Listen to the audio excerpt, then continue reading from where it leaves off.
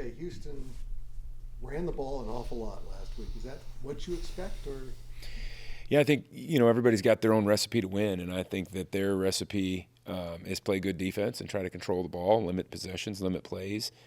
And so if they're able to churn out first downs like they did against Utah and keep their offense off the field and keep it a manageable game, they probably figure that at the end of the day they can be within striking distance and hopefully the other team craps the bed, so to speak. So I think that's kind of been their formula offensively, and it seems like they're picking up a little steam with it.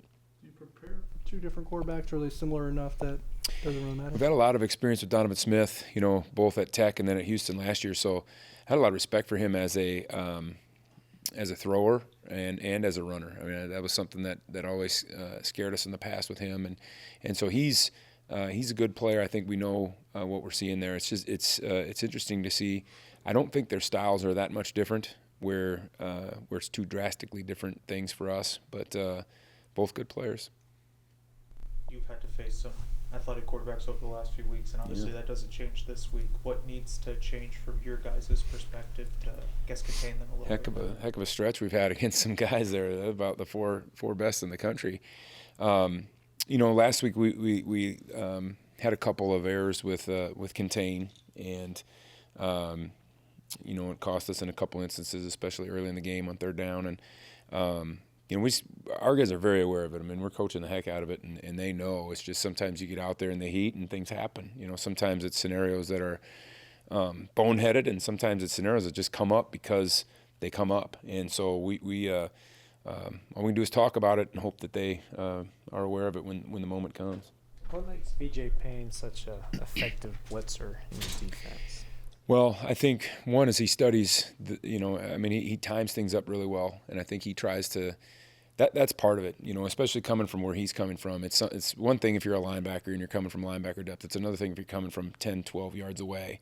You have to have an element of timing. There's some blitzes that we've designed here in the past that kids have come clean but didn't get there because you just didn't get there. They didn't get it blocked, but they didn't time it up well enough to get there. So we kind of have some parameters that we talk about with where we want them to be when the ball is snapped. And was he there? A couple times we called his number last week.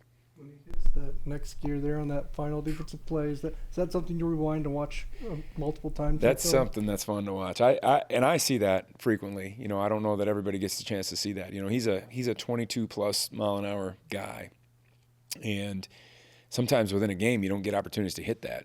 Just because you're working in small spaces or whatever. And so for him to hit that in that little amount of space on a blitz, 21 whatever it was, is incredible. I mean, he was flying.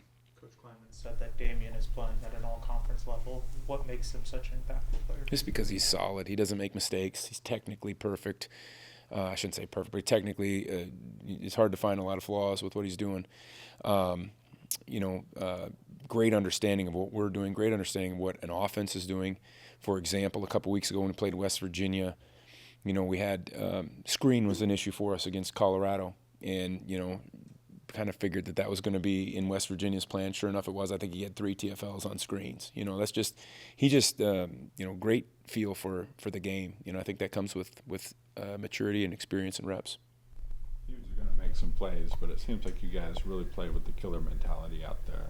What kind of confidence is the defense playing with? I think we just go and we do. I think we're Kansas is a tough prep for us because they have so much.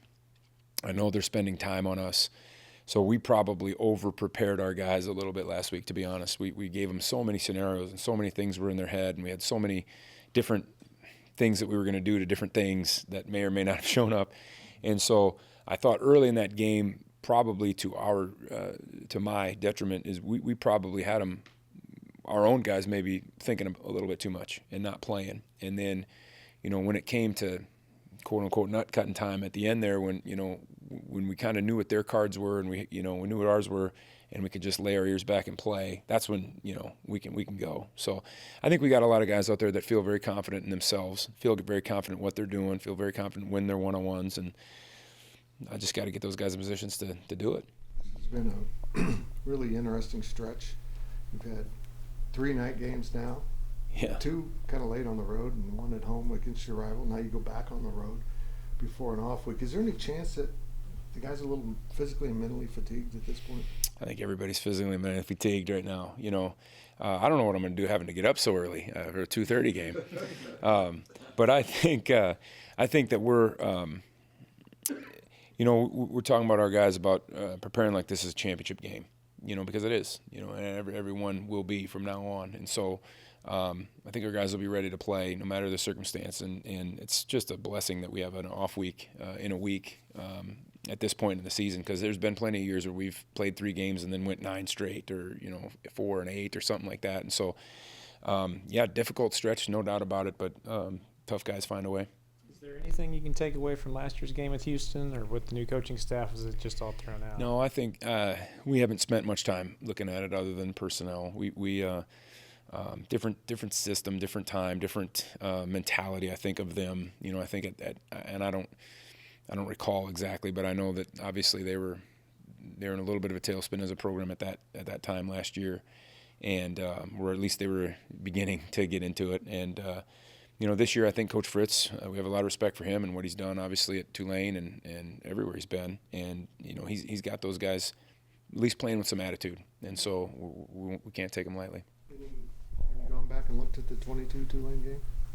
A little bit, just to see anything that may show up. We haven't taken a deep dive into it because it's just, things evolve and things change. And I know that he's got his fingerprints in offensive stuff because he's that's his background, and I know he has his beliefs and philosophy and what he's going to do. But I think things change a little bit. We've got a couple of things earmarked, but that's about it. I know there's been some rough patches this year, but what's it say that against Tulane, Colorado, and Kansas, when they need something from your defense, they're getting it at the end? Gosh, I could go without having to call a 2-minute to win the game. It'd be awesome. I like the non-stressful endings. Those are a lot more fun for me. But we've got competitors in that room, so they're gonna rise up and compete.